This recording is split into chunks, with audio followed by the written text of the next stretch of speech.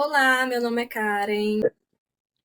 Oi, o meu é Amanda e hoje nós estamos com mais um episódio do Papo com Psi e nós vamos falar hoje sobre o que interfere, os fatores que interferem na evolução da terapia, não é mesmo, Karen? Exatamente. Todo mundo, quando vai fazer terapia, né, tem um objetivo, seja ele tratar algo, né, trabalhar alguma demanda em saúde mental, ou buscar autoconhecimento, desenvolvimento pessoal. Sempre tem alguma demanda envolvendo. E a terapia é esse processo, né? Esse processo de autoconhecimento, de transformação, de mudanças, mas pode acontecer de, nesse processo de terapia, você sentir que não está evoluindo. Então, que não está tendo mudança, que não está tendo melhora, ou que não está evoluindo na velocidade que você gostaria. E tem pessoas que, inclusive, chegam a desistir do processo terapêutico, né, por conta dessas dificuldades de encontrar esses resultados. Mas existem alguns fatores que podem estar interferindo no progresso terapêutico. E nesse episódio de hoje nós vamos falar sobre os principais fatores que impactam, baseado na nossa experiência enquanto psicólogas, o que nós vemos dos nossos pacientes, o que nós ouvimos de outros colegas, e que talvez você se identifique e consiga encontrar aí até alguma resposta para sua própria evolução, para o seu próprio processo e possa até trabalhar isso em terapia. Exatamente. Um dos fatores que nós já podemos começar a falar porque muitas pessoas iniciam a terapia acreditando que a partir do momento que faz ali a primeira sessão, já vai ter mudanças significativas, um estado, né, de melhora ali na sua qualidade de vida ou no seu adoecimento mental. E não é assim. E se alguém promete isso, está propagando, né, uma informação muito errada e que pode ter prejuízos maiores para essa pessoa que vai para a terapia acreditando que em uma sessão já vai ter ali a resolução do seu problema ou a qualidade da sua vida, né? Da sua saúde mental. Então, uma das coisas que interferem é o paciente acreditar. Então, a gente, enquanto profissional, a gente tem sempre que deixar o paciente ciente que de primeiro momento ele não vai encontrar mudança nenhuma, dificilmente vai ali ter um estado de melhora significativa, ele pode se sentir aliviado, né, por ter falado, digamos assim, desabafado, né, com uma pessoa que de fato vai lhe ouvir com empatia, não julgar, não colocar ali os seus julgamentos, os seus preceitos na vida daquela pessoa. Então, de fato, às vezes tem um alívio por ter falado, por ter desabafado. Isso nós escutamos muito enquanto profissional. Acho que esse é o primeiro ponto que a gente não pode deixar de falar. Sim, expectativas muito irreais, né, sobre a Uhum. terapia. E também tem uma coisa, muitas pessoas iniciam a terapia esperando que o psicólogo dê respostas para os seus problemas, Sim, né? Diga o que fazer diretamente, responda todas as suas perguntas. Mas, como eu disse, a terapia ela é um processo, né? O ritmo da evolução ela depende de cada pessoa, vai variar para cada pessoa. Então, nós precisamos entender que ela pode encontrar ali algumas respostas, mas o psicólogo em si ele não vai dar respostas para você, ele não vai dizer diretamente o que fazer. Eu acho que isso e os fatores que tu mencionou, Amanda, são questões que o psicólogo precisa esclarecer logo de início, né? Que precisam ser muito bem conversadas para até alinhar essas expectativas, né? Alinhar o que o psicólogo pode oferecer com aquilo que a pessoa precisa e ou está esperando. exatamente. E essa expectativa, como você falou, expectativas irreais. O grande lance é trazer quais são as expectativas que de fato o paciente pode ter, porque ter expectativas não é ruim, mas fazer dessa expectativa não só apenas uma motivação, porque começou algo novo, e aí depois, no decorrer das sessões, o paciente acaba tendo aquela desmotivação, porque não vai achando que não está tendo resolução, que não está tendo melhora, que o meio onde ele está vivendo não está mudando, sendo que o meio acho que acredito que podemos colocar assim, é um dos últimos a de fato ter uma mudança, porque a mudança de fato vai começar na gente primeiro, e na maioria das vezes essa mudança ela não é perceptível aos nossos olhos e muito menos aos olhos das outras pessoas, pelo contrário, às vezes vai vir julgamentos em vez de elogios, né? Então, tem que trazer, sim, trocar essas expectativas irreais para as de fato realistas, para também serem trabalhados dentro do processo terapêutico. Exatamente. E aí, trazendo isso, tu falou muito do meio, me traz a um outro fator, né? Nem sempre, na realidade, a terapia, ela não acontece apenas dentro do consultório, apenas dentro da clínica, seja consultório online, também conta, tá? Mas a terapia, ela depende de você levar os seus aprendizados, os seus posicionamentos, as suas questões que foram trabalhadas em terapia para fora, né? Para a sua vida mesmo, para o seu ambiente. Então, todas as reflexões que foram discutidas, tudo aquilo que foi trabalhado em terapia, precisa ser levado para o dia a dia. E aí, isso, né, me traz para esse segundo fator, né, que pode atrapalhar a evolução terapêutica, que é a falta de comprometimento ou de envolvimento na terapia.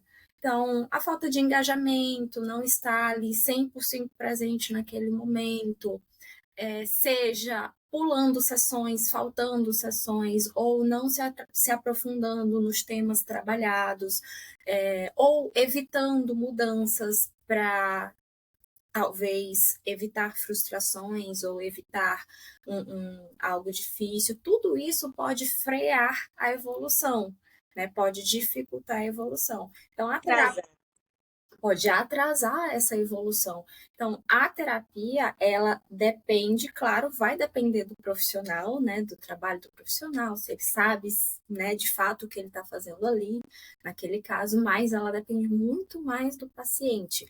Então, de que forma você está contribuindo para esse processo terapêutico evoluir, de fato, o quanto você se engaja, o quanto você se motiva a estar em terapia. A gente sabe que não é um processo confortável, que não é uma coisa tranquila e leve estar em terapia. A gente já falou várias vezes que a gente sabe que vocês lidam com muitas coisas, é falado muita coisa difícil, é tocado em muitos pontos difíceis, mas é necessário que a gente se engaje, né, que enquanto paciente haja esse engajamento para conseguir alcançar essa evolução.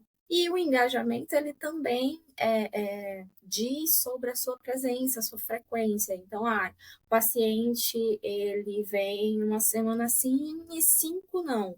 Então, esse espaço de tempo que o paciente não vem, ele vai trazer impactos na próxima sessão. Então, na próxima sessão, ao invés de eu conseguir evoluir, de eu trabalhar, né, continuar trabalhando algo que foi falado na semana anterior, por exemplo, que foi iniciado na semana anterior, eu preciso, muitas vezes, parar a evolução do tratamento para entender o que aconteceu na vida do paciente nesse tempo todo, para saber onde ele está, né, nesse momento. Então, é importante também a frequência dos atendimentos. Sim. É tão importante que quando nós fazemos a anamnese, no final da consulta, a gente sempre fala, mediante ali a nossa observação enquanto profissional, como é que está o estado de saúde daquela pessoa e qual a necessidade de terapia para aquela pessoa. A gente sabe que às vezes, com pouca frequência, pelo menos para mim, tem pacientes aqui que vão precisar de terapia só uma vez por mês. Então, na maioria das vezes, em muitos casos, em muitos dos meus pacientes, a terapia ela precisa ser semanal. E aí precisa ser muito bem compreendido, explicado, né? Porque compreendido já é um outro processo, mas precisa ser muito bem explicado para essa pessoa que a quantidade de sessões ela é sim importante, ela faz parte do processo terapêutico, ela está dentro do do pacote, digamos assim, que vai nos garantir uma qualidade de vida para aquele paciente. Então, a partir do momento em que falta uma sessão, ou que foge das sessões marca e desmarca. Não, ele fala que precisa ser semanal, mas eu só vou uma vez por mês. Então, tem que compreender, o paciente tem que compreender que a evolução dele vai demorar um pouco mais. E que ele está indo por um outro caminho. Então, precisa sim levar em consideração, ter importância na vida do paciente as nossas orientações. Né? E essas orientações sobre a frequência de terapia, elas precisam ser bem pontuais. Não vou dizer assim, nunca vou faltar à terapia. Não, porque a gente sabe que imprevistos acontecem. Mas é como eu digo, a nossa relação terapêutica não é só no momento do atendimento. Você pode mandar mensagem, você pode falar comigo, você pode ser sempre muito bem claro comigo, muito bem honesto, porque nós vamos tentar encaixar, vamos tentar um encaixe, ou fale mesmo, financeiramente, para mim também, só dá tantas vezes por mês, para que a terapia ela não se torne um peso para o paciente. Porque é o que eu sempre falo, olha, a necessidade é semanal. E aí, como a gente também trabalha esse aspecto financeiro na vida do paciente, então a gente vai compreender como é que está a situação financeira do paciente e a gente estuda ali o que pode fazer para que ambas as partes também não sejam prejudicadas. Porque o que eu falo, a qualidade do psicólogo, ela não está sobre quanto você está pagando, é sobre o meu valor. Então, precisa também levar em consideração, nós, enquanto profissionais, que a gente precisa ter ciência que aquele paciente não está bem financeiramente. Então, se ele for ver a terapia como mais um peso, mais um gasto final ou começo de mês, também é algo que vai atrasar o processo terapêutico dele, porque ele não vai olhar a terapia com bons olhos. E o que ele precisa ver nesse momento é ter uma visão boa, é ter uma visão de que, cara, eu tô indo pra terapia, eu vou me aliviar ali, alguém vai me ouvir, alguém vai me dar ouvidos, vai prestar atenção em mim. Né? Então, ele precisa ir, sim, naquele momento, com pensamentos positivos para a terapia. Né? E não, expectativa. Eita, mais um dia de terapia, mais não sei quanto vou ter que pagar hoje. Não pode ser visto assim. Então, a gente senta, conversa, analisa, e eu sempre deixo para o paciente, olha, vê como é que tá o teu financeiro, me dá um feedback para a gente poder ver qual é a melhor forma para você e para mim. Então, essa relação terapêutica, ela precisa ser honesta. Karen, mas então, se eu fizer as sessões só quinzenais, né, semana sim, semana não, porque o meu financeiro não me permite fazer toda semana, então os meus resultados vão ser mais lentos? Não necessariamente.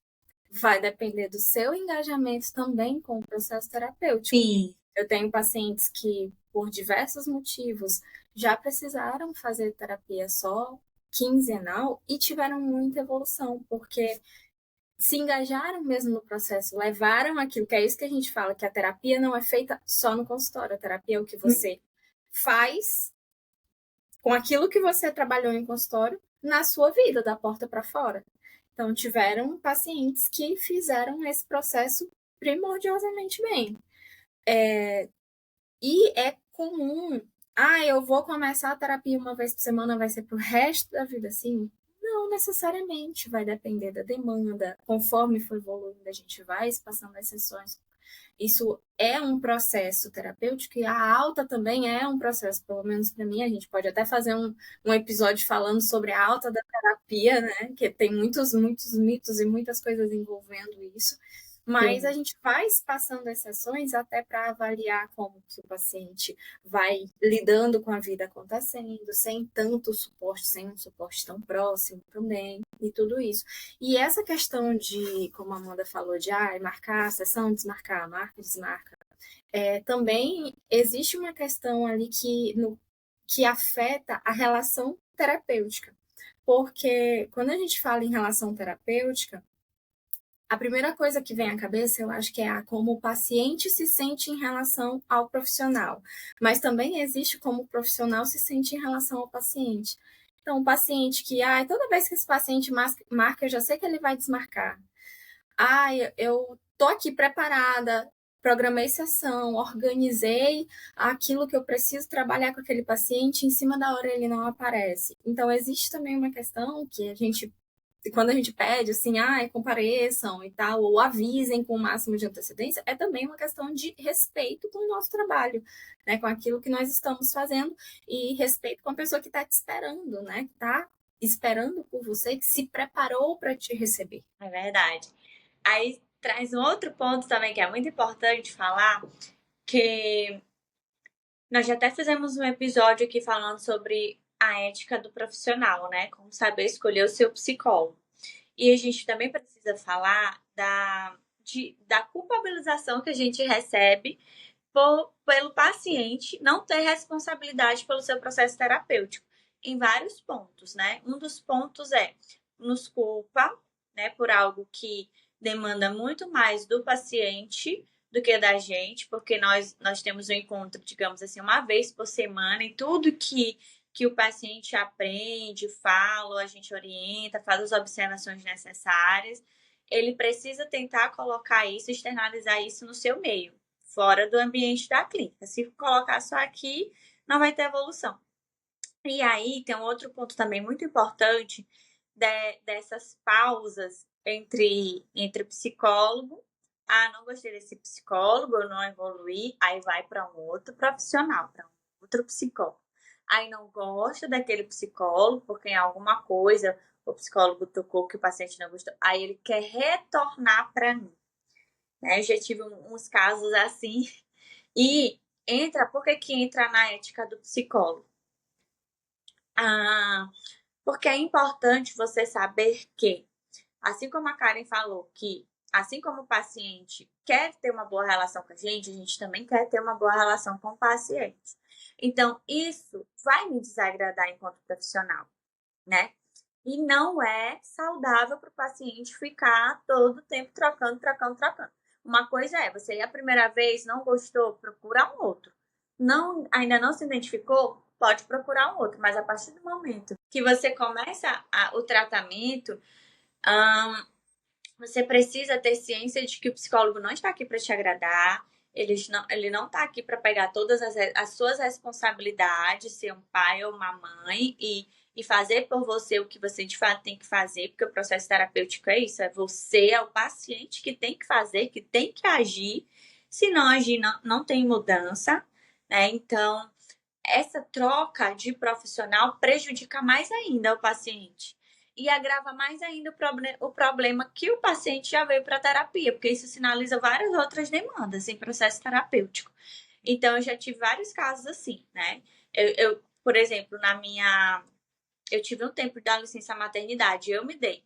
Eu sou empreendedora e tal, não sei o que, mas eu me dei, porque eu quis me dedicar naquele momento, nos primeiros meses, aos cuidados da minha filha. Então, teve pessoas que esperaram, mas não fiz atendimento, mas estava sempre ali no WhatsApp disponível e quando podia, respondia, estava sempre acompanhando, principalmente pacientes que fazem uso de medicamento. Mas teve pacientes que não quiseram esperar. Foram para um outro profissional. Pode, não tem problema nenhum. Até porque a gente também tem um outro ponto que a gente precisa, é não fazer que o paciente se torne dependente da gente. Eu não quero fazer que o paciente se torne independente de mim enquanto profissional. Então, chega um momento que nós vamos ter alta. Não só o paciente de mim, como eu também do paciente. Né? Mas naquele ponto em específico, a pessoa ela não quis esperar e tá tudo bem. Aí depois ela quis voltar. E aí, quando eu fiz algumas perguntas sobre como era que estava o processo terapêutico dela, eu vi que ia me trazer muito mais demandas dos pontos em que nós paramos. Então, eu, enquanto profissional, não aceitei. Tá? E a gente precisa ter ética e responsabilidade também para dizer não para os nossos pacientes.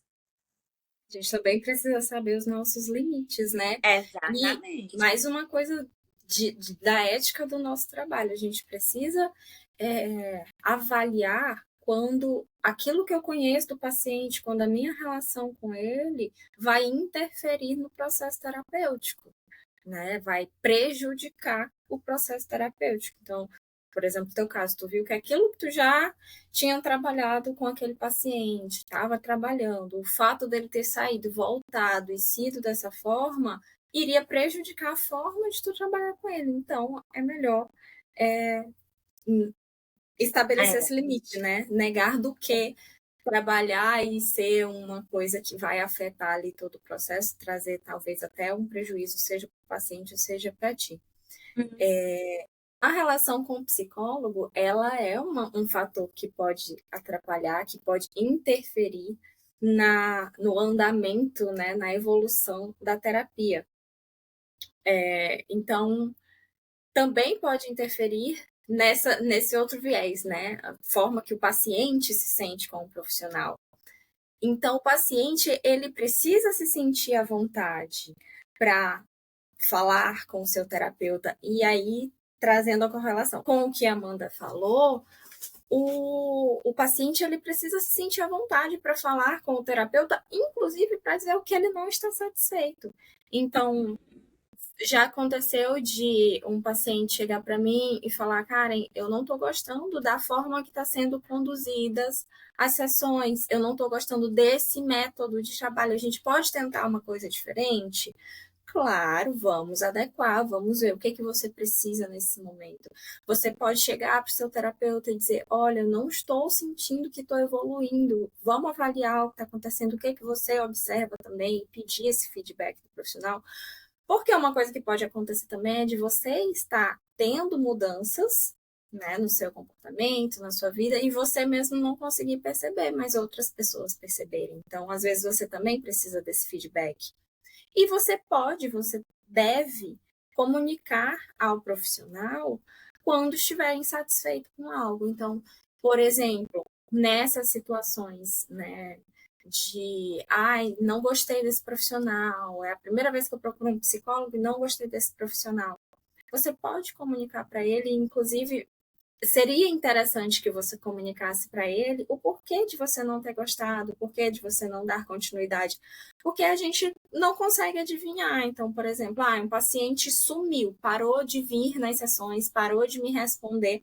Eu não sei se é porque ele não gostou de mim, se é porque ele me achou feia, se é porque ele não botou fé no meu trabalho, se é porque ele não teve mais dinheiro para pagar a sessão, ou se é porque ele viajou, qualquer coisa desse tipo. Eu não tenho como saber. Então, é importante dar esse feedback até para que o profissional consiga, se for o caso, melhorar, né, para outros pacientes, ou até mesmo dentro do seu próprio processo terapêutico, que ele possa fazer as modificações necessárias para que você se sinta mais bem acolhido, mais bem atendido dentro do seu processo. Flexibilidade, né, do profissional, porque ele precisa se adaptar com as demandas que vão ser apresentadas pelo paciente. E também ter essa flexibilidade em mudar. Se não deu certo naquele primeiro momento e que o paciente sinalizou que não deu certo, ou não gostou, desagradou, ele ter a flexibilização e também, né, o respeito pelo paciente, de que se ele quiser manter aquele paciente, ele precisa ter um melhor atendimento com ele. Então, isso já é então isso já é algo que tem que ser a visão do profissional. Outro fator que interfere, né, na evolução da terapia é a resistência à mudança que o próprio paciente pode ter. Nem sempre a gente está preparado para mudar determinadas coisas que são discutidas em terapia. Mesmo quando é você que busca ajuda, quando é você que busca pela terapia, às vezes o medo do desconhecido, o medo daquilo que você nunca fez, crenças limitantes, né, autorregras que foram criadas aí de forma disfuncional, e até mesmo a tal da zona do conforto ou zona de segurança podem trazer essa resistência à mudança dentro do processo terapêutico e dificultar, atrasar um pouco essa evolução. E junto com isso existe a tal da autossabotagem, né? Porque quando você resiste à mudança, às vezes até mesmo você sabendo o caminho que deveria trilhar, você opta por continuar onde você está ou por fazer uma outra coisa que não te leva a um resultado diferente. Então, todos esses fatores também podem interferir, né, Amanda? É verdade. Tu falou da autossabotagem. E dificilmente a gente se reconhece como nós estamos nos sabotando. Por quê? Porque a gente fica buscando meio para dar desculpas àquela nossa falta de ação. É uma fala super, super ouvida no processo terapêutico dentro do consultório, eu já sei, tu tá me falando isso daí, mas eu já sei disso. Eu sei de tudo isso. Sim, sabe de tudo isso e o que que faz com essa informação, né? Sabe de tudo isso. Então, a pessoa, ela sabe, ela sente, né? Eu sinto, só que ela não age. Por quê? Porque agir demanda um esforço gigantesco. Pra gente que tá falando que você precisa mudar, é muito fácil. Eu falo, olha, você precisa mudar. Só que por trás de você precisa mudar, tem um esforço físico e emocional muito grande para essa pessoa. Porque ela tá na zona de conformismo, ela tá na zona de conforto, né? Então, mudar vai tirar ela do conforto emocional e físico, e às vezes financeiro também. Então, no início, é muito difícil para essa pessoa, requer muita energia, requer muita disposição. E às vezes demora muito para o paciente ele ter uma tomada assim de decisão que vai fazer uma diferença, que vai ser perceptível, né? Uma diferença ali no dia a dia, na rotina do paciente. Mas quando isso acontece, quando esse paciente toma essa decisão e ele faz isso, nossa, a gente sabe que não é um prazer só para a gente, mas o paciente se sente, nem sei a palavra agora falar, mas é satisfatório ver a satisfação do paciente falar o que aconteceu com ele após de uma tomada de decisão e de atitude, né? Uma atitude diferente da que eles estavam tomando. É o que eu sempre falo. Então, às vezes, não é a quantidade de problemas que fez você ir até a terapia ou a gravidade desses problemas para saber há quanto tempo você vai ficar na terapia. A diferença mesmo vai ser, não é na gravidade, mas é no quanto nós levamos em consideração tentar mudar e levar as orientações terapêuticas para fora do ambiente terapêutico. O quanto eu vou me expor, o quanto eu vou me colocar numa zona de vulnerabilidade. Essa palavra aí está muito em alta, né? Vulnerabilidade, mas sim, às vezes, a estar vulnerável significa um ato de coragem que vai nos trazer, sim, grandes mudanças, não só mudanças físicas, mas principalmente psicológicas e emocionais. Então, para vocês que estão ouvindo esse episódio, lembre-se, não é a quantidade de problemas que vai fazer você ficar mais de um ano ou menos de um ano na terapia, é o quanto você leva a sério sua vida. Quanto você leva a sério, de fato, querer mudar, querer viver essa única vida que se tem dentro do menor possível de qualidade de vida, né? De você acordar bem, comer bem, dormir bem, se relacionar muito bem com as pessoas e principalmente com você, né? Então, não tenha essa resistência, vá para terapia. Ou então fale, olha, eu estou muito resistente para falar, eu quero falar, mas me ajuda a falar, não sei falar sobre isso, não sei explicar sobre isso, mas fale sobre sua resistência até em falar no processo terapêutico, porque muitos pacientes chegam com uma resistência muito grande. Então a gente sabe, mas é tão bom você falar, olha, eu não estou conseguindo falar sobre isso, me ajuda a falar sobre isso, me ajuda a entender por que eu não consigo falar. Isso é um dos pontos também que leva-se muito em consideração no processo terapêutico, o falar. É o que é a única forma que a gente tem de acessar de fato a sua vida, né? Porque eu não te conheço, eu não estou vivendo junto com você, eu não estou compartilhando os momentos com você. Eu vou me basear, o meu trabalho, o meu planejamento enquanto profissional vai ser baseado na sua fala, no teu discurso, naquilo que você traz enquanto paciente para mim, para a sessão de terapia. Né? Isso. E todos esses foram fatores muito internos, né? Entre paciente e terapeuta, mas também existem fatores externos que podem interferir na terapia. Sejam eles problemas financeiros, como a gente acabou comentando, né, que podem atrapalhar o andamento, falta de tempo, excesso de demandas de atividades que você tenha na sua vida, né, para além da terapia, ou até mesmo outras questões de saúde que te impeçam de dar seguimento na terapia. mais uma vez, né, eu coloco mais uma vez a importância da comunicação, de você ter um diálogo aberto com o profissional que te acompanha, e deixar esses fatores muito claros. Então, como a gente comentou, eu não tenho condições financeiras de arcar com sessões semanais. Então, a gente já vai sabendo, né, que o nosso planejamento precisa ser feito abarcando essa demanda. Eu não tenho tempo para fazer uma sessão por semana. Tudo bem, a gente vê uma forma de encaixar, seja buscando por sessões online que ocupa menos o tempo, porque não tem o tempo de deslocamento, seja sugerindo sessões mais espaçadas, ou sessões em horários alternativos, que a gente acaba fazendo muito isso, né? Enquanto as pessoas estão em horário de almoço ou estão saindo do expediente, a gente está começando, né? Porque a gente também entende que as pessoas que nos procuram, elas também têm as demandas dela, outras coisas da vida, trabalho, filhos, família, casa, estudo, e isso também vai sendo incluído. Então, mais uma vez, a comunicação com o profissional que te acompanha é que vai auxiliar no enfrentamento da maior parte desses fatores que podem atrapalhar o processo terapêutico. Acho que acredito que falamos os pontos mais importantes. Os pontos principais, né?